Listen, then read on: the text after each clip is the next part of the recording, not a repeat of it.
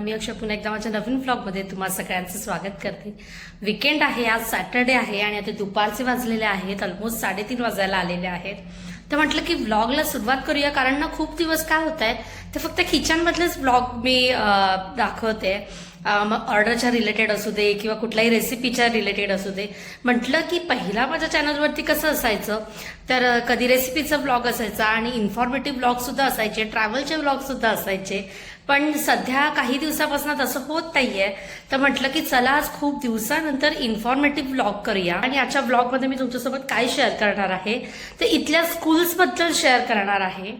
तर याआधी तुम्ही माझ्याकडनं बऱ्याचदा ऐकलं असेल की आर्वीचं मोठ्या स्कूलमध्ये ऍडमिशन झालेलं आहे आणि फायनली आता परवापासून स्कूल चालू होणार आहे। कोणीतरी आलाय तर बघते। हा, तर कोण आलं होतं? फायर एक्सटिंग्विशर आहे, तुम्ही घरामध्ये पाहिलंच असाल, बऱ्याचदा ब्लॉगमध्ये तुम्हाला दिसतच असेल। तर एक सर्टन ड्युरेशनने ते चेक करण्यासाठी सुद्धा येतात की तो प्रॉपर कंडिशनमध्ये आहे ना, आणि मग ते चेक करून त्यांच्याकडे काहीतरी छोटंसं इक्विपमेंट असतं आणि ते चेक करतात आणि त्यानंतर त्याच्यावरती डेट मेन्शन करतात की कधी ते येऊन गेल्यात आणि त्याचा सर्वे करून गेलेले आहेत। आणि त्याच्या रिलेटेड आम्हाला आधी नोटीस येते किंवा म्हणजे कळवलं जातं की येणार आहेत म्हणून। इथे कोणीही घरामध्ये कुठल्याही गोष्टीसाठी चेक करण्यासाठी येणार असतील तर आधी आपल्याला कळवलं जातं किंवा खाली नोटीस लागते आणि मग ते येतात। मी काय सांगत होते, तर आर्वी आता मोठ्या स्कूलमध्ये जाईल तर आर्वी काय किंवा इथलं कोणतीही मुलं जेव्हा ऍक्च्युअल स्कूलिंग त्यांचं स्टार्ट होतं तेव्हा त्यांच्या लाईफचा एक टर्निंग पॉइंट असतो। आणि आता फक्त मुलांसाठीच नाही तर पॅरेंट्ससाठी सुद्धा तो एक टर्निंग पॉइंट असतो, कारण एक नवीन त्यांचं लाईफ स्टार्ट होणार असतं एज्युकेशनचं। आपल्या वेळी कसं होतं ना, म्हणजे आई बापांची इन्व्हॉल्वमेंट जी असायची ना ही तितकी नव्हती। एकदा आपण एक साधारणतः 4वी-5वी पासून आपले आई वडील हे त्यांचं कामामध्ये बिझी असायचे आणि आपण आपल्या स्टडीमध्ये स्वतःहून करायचो। पण आताचं कसं आहे ना, या जनरेशन सोबत आपल्याला सुद्धा पॅरेंट्सला पुन्हा स्टडी स्टार्ट करावा लागतो, कारण स्कूल त्यांची साईट डेव्हलप करते, त्याच्यावरती दररोजचा अभ्यास अपलोड करते, काय चालू आहे काय नाही हे सगळं पॅरेंट्स सोबत अपडेट करत राहते। त्यामुळे आपल्या पॅरेंट्सला सुद्धा मुलांच्या या स्टडीमध्ये अपडेट राहावं लागतं। आणि त्याचमुळे मग मी असं म्हणते की पॅरेंट्सचं सुद्धा एक टर्निंग पॉइंट असतो ज्यावेळी मुलांचं ऍक्च्युअल स्कूलिंग स्टार्ट होणार असतं। तर आम्ही सध्या त्या फेजमध्ये आहोत की आर्वी आता परवापासून स्कूलमध्ये जाईल आणि त्याच्यासोबत आमचं सुद्धा एक लाईफचा टर्निंग पॉइंट आता चालू होणार आहे। पुढचे काही वर्ष, काही म्हणजे 15 ते 20 वर्ष पकडून चला, त्याच्यासोबत आम्हाला सुद्धा अभ्यास करायचा आहे। इथं थोडंसं स्कूल्स बद्दल तुम्हाला सांगते की इकडचं एज्युकेशन कसं आहे। तर आपल्याकडे ज्या इंडियन स्कूल्स आहेत त्या इथे आहेत का, तर इथे इंडियन सीबीएसई स्कूल भरपूर आहेत, इथे ब्रिटिश स्कूल्स आहेत, शिवाय इथल्या अरेबिक स्कूल्स आहेत आणि त्याचबरोबर आणखी इतरही स्कूल्स आहेत। तर अशा इथे ब्रिटिश, इंग्लिश, इंडियन सीबीएसई आणि इतर सर्व अशा स्कूल्सचे प्रकार आपल्याला बघायला मिळतात। इंडियन लोकांची मेजॉरिटी मुलं ही इंडियन सीबीएसई स्कूलमध्ये जातात, पण काही जणांची मुलं ही ब्रिटिश स्कूलमध्ये सुद्धा जातात। साधारणतः ऍडमिशनची प्रोसेस कशी असते, तर आपल्या इथे आपण मराठीमध्ये छोटा शिशु मोठा शिशु म्हणतो, ज्युनियर केजी सिनियर केजी म्हणतो, तसं इथे आहे ना KG1 आणि KG2 म्हटलं जातं। तर KG1 साठी म्हणजेच ज्युनियर केजी साठी मुलाची इथे वयाची क्रायटेरिया आहे ती म्हणजे मार्च मध्ये त्याने 4 वर्ष पूर्ण केलेली पाहिजे। तर आर्वीचं सुद्धा त्या केसमध्ये तसंच झालेलं आहे की तो आता सिनियर केजीला असता, पण आता त्याचं ऍडमिशन ज्युनियर केजीला होत आहे। त्यामागचं कारण म्हणजे इथे मार्च मध्ये वयाची 4 वर्ष पूर्ण केलेली असतील तर तुम्ही KG1 साठी ऍडमिशन घेऊ शकता। तर आर्वी हा जून बॉर्न आहे, 2 महिन्यामुळे त्याचं 1 वर्ष डिले झालेलं आहे, आता तो जाणार ज्युनियर केजीला। पण ज्यावेळी ही गोष्ट आम्ही पॅरेंट्स म्हणून विचार करत होतो त्यावेळी कुठल्याही पॅरेंट्सला आपल्या मुलाचा 1 वर्ष जेव्हा डिले होतो त्यावेळी ती गोष्ट खूप जास्त लागते। पण इथे राहत असताना आम्ही ती गोष्ट पॉझिटिव्हली कशी घेतली तर ते सांगते।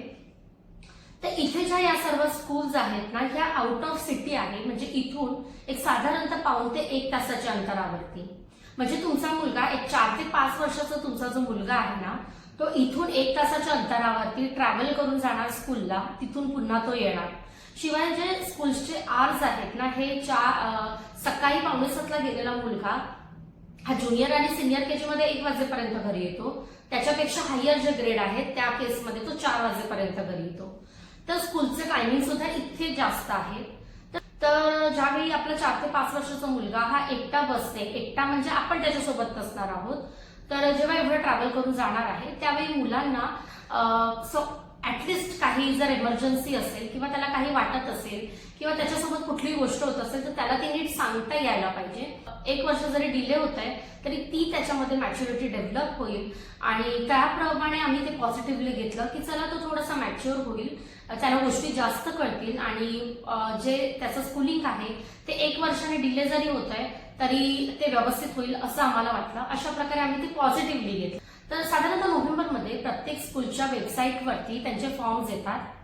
तर आपल्याला ना इथे बऱ्याच स्कूल्सला अप्लाय करून ठेवणं गरजेचं असतं का ते मी सुद्धा सांगते. तर तुम्ही ऑनलाईन प्रत्येक स्कूलचे जे फॉर्म्स असतात ना फिल करून ठेवायचे. साधारणतः 1 महिन्यानंतर स्कूलमधनं तुम्हाला सतत मेल येत राहतात. तुम्ही अप्लाय केल्या त्यानंतर पुढचे सर्व नोटिफिकेशन हे मेलच्या थ्रू तुम्हाला प्रत्येक स्कूल्सकडनं येत असतात. त्यानुसार तुम्हाला प्रत्येक स्कूलमध्ये इंटरॅक्टिव्ह सेशनला जावं लागतं जिथे मुलांचं इंटरॅक्टिव्ह सेशन होतं. प्लस प्रिन्सिपल सोबत सुद्धा आपली एक छोटीशी मीटिंग होते.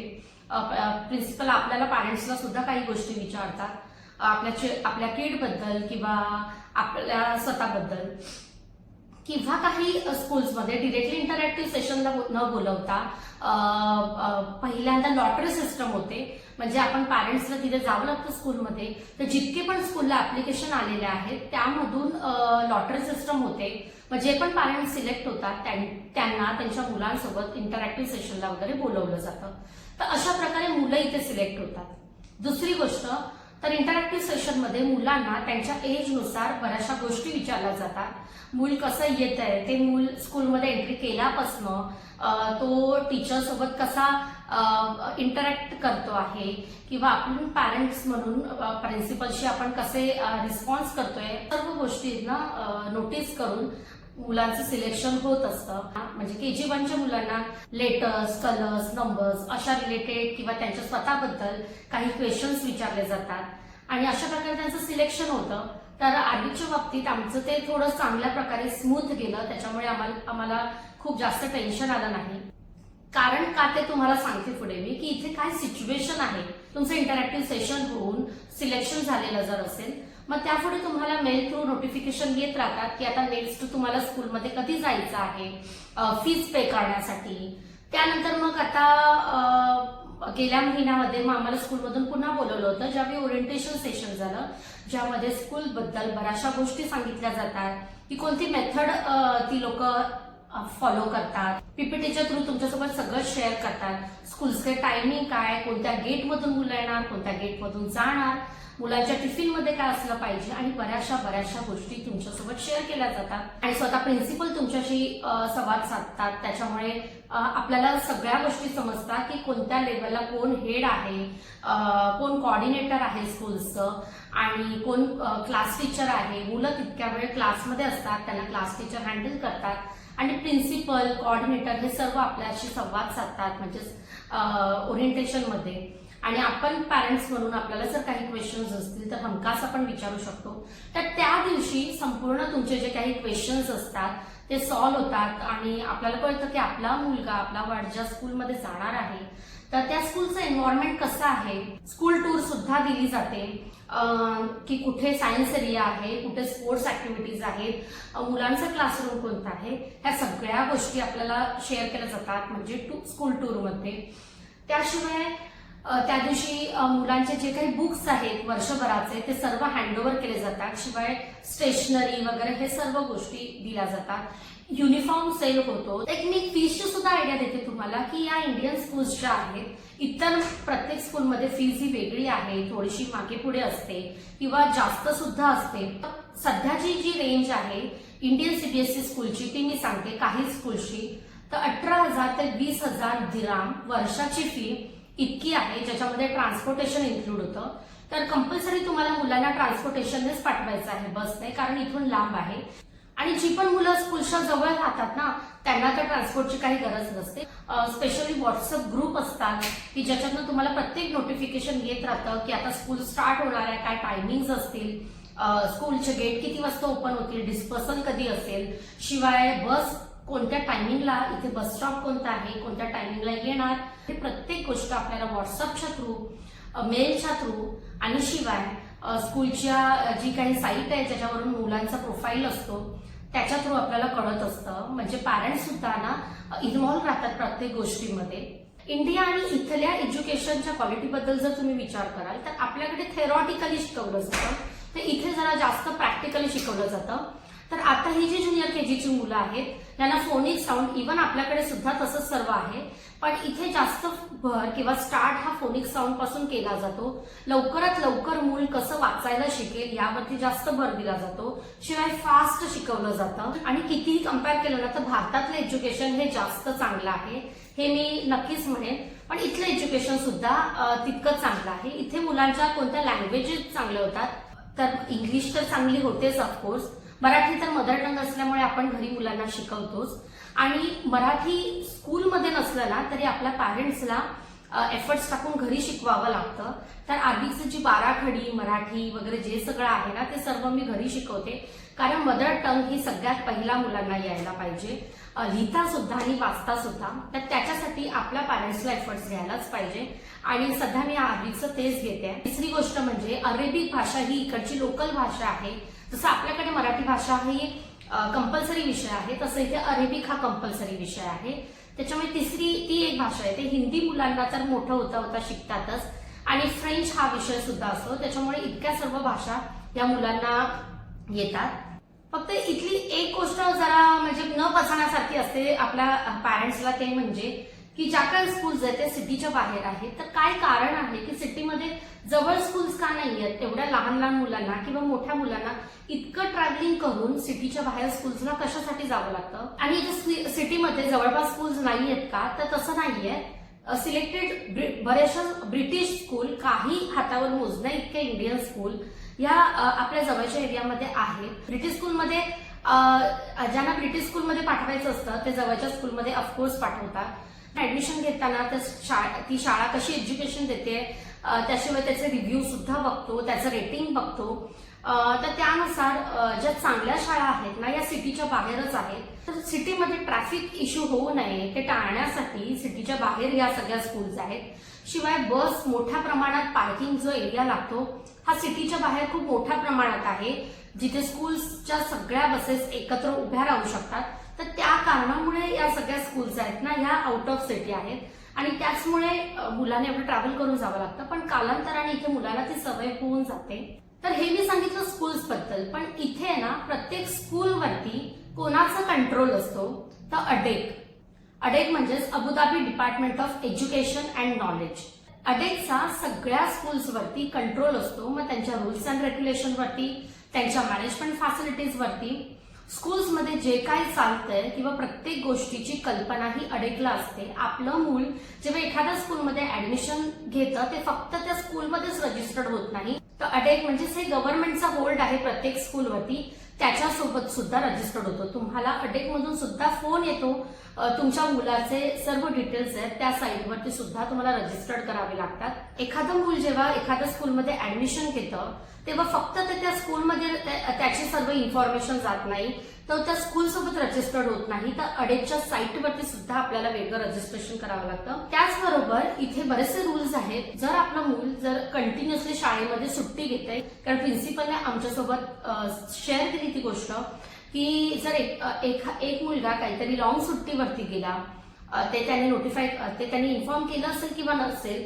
पण एवढी सुट्टी टाकून तुम्ही इन बिटवीन जाऊ शकत नाही, तर अडेकने त्याला टर्मिनेट केलं स्कूलमधून. तर म्हणजे हे असंच आहे की तुमचं मूल जर अचानक जास्त सुट्टी घेत आहे विदाऊट इन्फॉर्मिंग जेन्युइन रिझन शिवाय, तर स्कूल तर बाजूलाच राहिली, पण अडेक स्वतः त्या मुलाला त्या स्कूलमधून काढून टाकतं. म्हणजे इतका होल्ड अडेकचा स्कूल्सवरती असतो. त्याच्याचमुळे काय होतं, तर प्रत्येक स्कूल इथे कोणीही मनमानी स्वतःची फीस ठरवू शकत नाही किंवा कुठल्याही स्कूलमध्ये स्वतःचे रूल्स चालू शकत नाहीत. तर त्यावरती होल्ड अटेकचं असल्यामुळे प्रत्येक स्कूलला सांगितल्याप्रमाणे किंवा युनिफॉर्म असे स्कूल्स नियम ठरवून ही शाळा चालवावी लागते, जे खूप चांगलं आहे. आणि मला असं वाटतं भारतामध्ये सुद्धा हे झालं पाहिजे, कारण माझा एक्सपिरियन्स मी शेअर करते. तर मी भारतात असताना अकाउंटंट म्हणूनच जॉब केलेला आहे आणि मी स्कूल्सच्या अकाउंट डिपार्टमेंटलाच होते. मी ज्या शाळेमध्ये हेड ऑफिसला वगैरे काम केलेलं आहे, तर मी हेच पाहिलेलं आहे की आपल्याकडे ती सिस्टम नाहीये. कोणतीही शाळा आपल्याला पाहिजे तशी फी आकारते. म्हणजे अननेसेसरी खूप जास्त फी आकारली जाते. त्या क्वालिटीचं एज्युकेशन मिळतंय का, किंवा तितके स्कूल त्या क्लासमध्ये टीचर्स अवेलेबल आहेत का. सीबीएसई, IGCSE, ICSE हे जे सगळे बोर्ड आहेत यांना शिक्षकांची कमतरता असते. शिक्षकांचं सुद्धा खूप जास्त पिळवणूक होते, कारण त्यांच्याकडनं खूप जास्त काम करून घेतलं जातं. आणि हे सगळं आहे ना मी फार जवळून पाहिलेलं आहे. शिक्षकांना 6-6 महिन्याचा नोटीस पिरियड दिला जातो ते मध्ये सोडून जाऊ नये म्हणून. पण ऍट द सेम टाइम त्यांना कमी सॅलरीमध्ये खूप जास्त काम करावं लागतं. तर अशी सुद्धा सिच्युएशन आपल्या भारतात आहे. तर कुठेतरी जसं इथे अडेकचा होल्ड आहे ना, तसं आपल्याकडे सुद्धा येणं गरजेचं आहे. गव्हर्नमेंटने या सगळ्या शाळांवरती कंट्रोल टाकणं गरजेचं आहे. कारण आपल्याला असं वाटतंच ना की आपल्या देशामध्ये सुद्धा या गोष्टी खूप चांगल्या व्हाव्यात. शिक्षण तर आपल्या देशात चांगलं आहेच, पण त्याच्या मागच्या बऱ्याचशा गोष्टी आहेत या सुद्धा सुधाराव्यात. पण आता मी तुम्हाला जसं म्हणाले की सध्या इथे स्कूल्सच्या बाबतीत, ऍडमिशनच्या बाबतीत थोडीशी भयानक परिस्थिती आहे. तर तुम्हाला सांगते की काय आहे ते. की इथे ऍडमिशन मिळणं खूप जास्त डिफिकल्ट आहे. म्हणजे खूप जास्त डिफिकल्ट यासाठी मी म्हणते की अशी अजून बरीचशी मुलं आहेत की ज्यांना ऍडमिशनच नाही मिळालं. प्रत्येकाची केस वेगळी असते, कुणाची काही सिच्युएशन वेगळी असते, पण अशी बरीच मुलं आहेत. तर आपल्याला कसं कळतं, अबुधाबी जी काही आपली इंडियन लोकांचे ग्रुप्स आहेत त्यावरती येतं की कुठे ऍडमिशन्स अवेलेबल आहेत का. कोणाला काही माहिती असेल तर प्रत्येकजण शेअर करण्याचा प्रयत्न करतो ग्रुपवरती. पण त्याच्यावरती सुद्धा जर तुम्ही कन्व्हर्सेशन वाचलं तर की कुठेच अवेलेबल नाहीये. अजूनही पॅरेंट्स बरेच स्कूलमध्ये अप्लाय करतायत, ट्राय करतायत ऍडमिशनसाठी. पण असं का आहे, तर इथे स्कूल्समध्ये जेवढे पण सीट्स अवेलेबल होतात ना, त्यामध्ये पहिला प्रेफरन्स हा आधीच्या इयत्तेतून पुढच्या इयत्तेत कॅरी फॉरवर्ड होणाऱ्या मुलाचा असतो. शिवाय त्याचे जर कोणी सिबलिंग असतील तर त्यांना असतो. शिवाय स्टाफची जी मुलं असतील ऑफकोर्स त्यांना सुद्धा असतो. तर या सगळ्यांना पहिला प्रायोरिटी दिली जाते. तर ज्या पण सीट्स अवेलेबल होतात ऍडमिशनसाठी त्यातल्या या सगळ्यांच्या सीट्स फिल झाल्यानंतर मग जे पण न्यू ऍडमिशन्स आहेत ते भरले जातात. तर इथे मुलांचं ऍडमिशन घेण्याचं प्रमाण खूप जास्त आहे कम्पेअर टू सीट्स अवेलेबल. जेव्हा नोव्हेंबरमध्ये फॉर्म्स निघतात त्यामुळे तुम्ही फटाफट अप्लाय करणं तर खूप महत्वाचं आहे. म्हणजे इतकं पंक्च्युअल व्हावं लागतं की सकाळी जर 8 वाजता फॉर्म निघणार आहे त्या शाळेचा, तुम्ही शार्प 8 वाजता बसून तो फॉर्म भरणं गरजेचं आहे. शिवाय तुम्हाला अलर्ट राहणं गरजेचं आहे की कोणत्या कोणत्या शाळांचे कोणत्या कोणत्या दिवशी फॉर्म निघणार आहेत. आणि तुम्ही जर त्या स्कूलमध्ये इंटरेस्टेड असाल तर त्या दिवशी अवेलेबल होऊन तुम्हाला तो फॉर्म भरा. म्हणजे तुम्ही जर जितक्या लवकरात लवकर फॉर्म भराल तितक्या लवकरात लवकर तुम्हाला ऍडमिशनसाठी बोलवलं जाणार आहे. तुम्ही जर वेळ घालवला तर ऑफकोर्स तुम्हाला ऍडमिशन मिळणं डिफिकल्ट आहे. कारण इकडची सिच्युएशन आता तीच आहे की ऍडमिशनचे नंबर्स, जी जागा आहेत स्कूलमध्ये ते फार कमी आहेत आणि ऍडमिशन घेणाऱ्यांची संख्या खूप जास्त आहे. तर आता इथे रूम मिळणं म्हणजे रूम रेंटवरती मिळणं आणि सायमल्टेनियसली मुलांना ऍडमिशन स्कूलमध्ये मिळणं, ह्या दोन्ही अगदी म्हणजे बोलतात ना एकदम बोलतात ना सिरियस इश्यू झालेले आहेत. कारण घर अवेलेबल नाही आहेत आणि शिवाय मुलांना ऍडमिशन्स मिळणं पण, त्याच्यामुळे लगेच ऍडमिशन होणं ही खूप मोठी गोष्ट आहे इकडे. शिवाय अडेकच प्रत्येक स्कूलला रेटिंग सुद्धा देतं. तर तुम्ही जर प्रत्येक शाळेची साईट ओपन कराल तर त्यावरती गुड, व्हेरी गुड ह्या तुम्हाला रेटिंग दिसतील. तर या रेटिंग सुद्धा अडेक देतं की स्कूलचा परफॉर्मन्स कसा आहे, त्याचा रिझल्ट कसा आहे, त्यावर त्यांना हे रेटिंग दिलेलं असतं. तर आपण ज्यावेळी मुलांसाठी ऍडमिशन घेतो तेव्हा हे रेटिंग बघून सुद्धा आपण स्कूल सिलेक्ट करू शकतो. बऱ्यापैकी मला जितकं माहिती आहे इथलं एज्युकेशन सिस्टम, शिवाय इकडचं स्कूलिंग कसं आहे त्याबद्दल माहिती देण्याचा प्रयत्न केला. आय होप तुम्हाला ते ऐकून चांगलं वाटलं असेल. आता मी तुम्हाला दाखवते की आर्विकची स्कूलची तयारी आम्ही कशी करतोय, काय काय घेतलंय आणि स्कूलमधून काय काय मिळालंय ते. तर गेल्या वेळी जेव्हा आम्ही ओरिएंटेशनसाठी गेलो होतो त्यावेळी स्कूलमधून वर्षभराचे सर्व बुक्स दिलेले आहेत आणि प्रत्येक त्यांच्या सब्जेक्ट वाईज आहे. तर सब्जेक्ट त्यांना हेच असतात, इंग्लिश, मॅथ्स आणि सायन्स हे असे सब्जेक्ट्स असतात. तर हे सर्व त्याचे बुक्स आहेत आणि ह्याला कव्हरिंग तुम्हाला असं वाटत असेल पण ट्रान्सपरंट कव्हरिंग आहे, अधेसिव्ह ट्रान्सपरंट कव्हर. जे स्कूलमधून इन्स्ट्रक्शन येतात कुठलं कव्हर यूज करायचं आहे. तर त्याचं कव्हरिंग कसं केलंय त्याचा एक व्हिडिओ मी तुमच्यासोबत शेअर करते, तर तो बघून घ्या. जसं मी सांगितलं तसं परवापासून आरवीची स्कूल चालू होणार आहे. उद्या मीट अँड ग्रीट आहे. तर तेव्हा हे सर्व बुक्स यांना कव्हरिंग आणि लेबलिंग करून सबमिट करायचं आहे. त्यामुळे आज मी सर्व कव्हरिंग करायला घेतलं आणि स्कूलमधून जसे इन्स्ट्रक्शन आले होते ना की अधेसिव्ह म्हणजेच हे असं ट्रान्सपरंट चिकटणारं कव्हर यूज करायचं आहे, तर तेच आम्ही इथे आणलं होतं. आणि खूप वर्षापूर्वी स्वतःच्या बुक्सला जेव्हा कव्हर घालायचे आणि आज इतक्या वर्षांनी आता मुलाच्या बुक्सला कव्हर घालताना एकदम वेगळंच फिलिंग आहे. आपल्या वेळी आपण वह्यांना ब्राऊन कव्हर घालायचो, इव्हन आता सुद्धा ते मिळतात, पण आता हे अधेसिव्ह ट्रान्सपरंट असे कव्हर मिळतात. तर मला माहित नाही भारतात सुद्धा हे वापरतात का, पण इथे तरी हेच सांगितलंय. आणि आज ब्लॉगमध्ये दाखवण्यामागचं कारण हे, जर आपल्या भारतात सुद्धा असे कव्हर मिळत असतील ना तर तुम्ही नक्कीच हेच घ्या मुलांच्या बुक्ससाठी. कारण आज मी सुद्धा पहिल्यांदाच हे कव्हर घालते आणि खरंच खूप छान आहेत. ट्रान्सपरंट असल्यामुळे बुक्सचं मेन कव्हर दिसतं. प्लास्टिक असल्यामुळे पाणी जरी सांडलं मुलांनी तरी बुक्स भिजणार नाहीत. आणि अधेसिव्ह म्हणजे चिकटणारा आहे, त्याच्यामुळे ना कव्हर फाटण्याची शक्यता नाही. त्याच्यामुळे वर्षभर आहे ना बुक्स अगदी व्यवस्थित राहतील. फक्त हे घालताना थोडीसं ट्रिक वापरून घालायचे म्हणजे सोपं होऊन जातं. कारण चिकट असल्यामुळे ना मग ते डिफिकल्ट होतं पुन्हा काढायला, पण बुक काही फाटत नाही जरी काढावे लागले परत तरी. काही टेक्स्टबुक आणि नोटबुक दिलेल्या आहेत वर्षभराच्या. त्याशिवाय त्यांना ग्ल्यू दिलेला आहे, पेन्सिल बॉक्स दिलेला आहे, सीझर दिलेली आहे. म्हणजे जे स्टेशनरी जी लागते ना हे वर्षाच्या सुरुवातीला देतात, तरी पण ओव्हर द पिरियड म्हणजे वर्षभरामध्ये आणखी काही लागतं ते आपल्यालाच द्यावं लागतं. कलर्स दिलेले आहेत, हे तर लेबल आहेत. त्याच्यानंतर क्ले दिलेला आहे, कलर पेपर्स दिलेले आहेत ऍक्टिव्हिटीसाठी, क्राफ्टसाठी, आणि शिवाय मार्कर दिलेला आहे, परमनंट मार्कर. तर यासाठी की मुलाची जी प्रत्येक गोष्ट आहे म्हणजे त्याचा टिफिन, वॉटर बॉटल, प्रत्येक गोष्ट त्यावरती आपल्याला त्याचं नाव लिहायचं आहे, कारण की एवढ्या मुलांच्या वस्तू मिक्स होतात त्यामुळे. तर युनिफॉर्म कसं आहे ते मी तुम्हाला दाखवते. तर जॅकेट, पॅन्ट आणि टी शर्ट असं आहे. तर युनिफॉर्म आहे ना पूर्ण वर्षभर अवेलेबल आहे, त्यामुळे मी खूप जास्त न घेता 2 टी शर्ट, 2 पॅन्ट आणि 1 जॅकेट घेतलेलं आहे. तर कलर बघून असं थोडंसं आम्हाला सुद्धा पहिला थोडं वाटलं की हा कलर असा का फ्रेश नाहीये, पण ऍक्च्युली आहे ना मुलांच्या युनिफॉर्मला असेच कलर्स हवे, कारण ते कलरिंग करतात. शिवाय बऱ्याचशा गोष्टी स्कूलमध्ये काही सांगतं अंगावरती वगैरे, खाताना वगैरे, तर ना युनिफॉर्म खूप खराब होतात. पण त्यापेक्षा ना असे मळकट कलर असलेले ते सुद्धा चांगलं आहे. तर ही अशी पॅन्ट आहे. तर सध्या तरी गरमी आहे, पण स्कूलमध्ये ते एसीच असते, तर त्यामुळे ज्यावेळेस जर मुलाला थंडी लागत असेल तर हे जॅकेट खूप इसेन्शियल आहे इथे.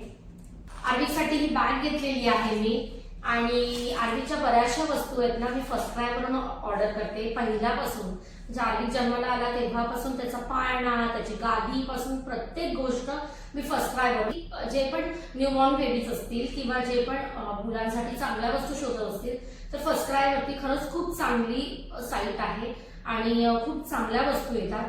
तर फर्स्ट क्राय आपल्या इंडियामध्ये सुद्धा आहे आणि इथे सुद्धा आहे. त्याच्यासाठी ही परफेक्ट साईज अशी मिळाली मला.